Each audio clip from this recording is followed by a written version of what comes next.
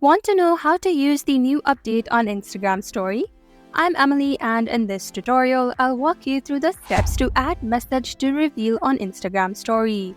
Let's get started. First, open Instagram. Tap on the plus icon at the top left. Then select the picture that you want to be revealed. Now tap on the sticker icon at the top. If it doesn't show these icons, then it means it isn't available yet. But if in the future it is available, then this is how you do it. Now tap on Reveal. Add any captions that you like. Then tap on Done.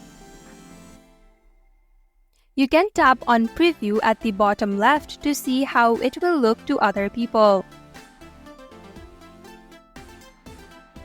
Now tap on Your Story. Now people will be able to see the picture only after they text you.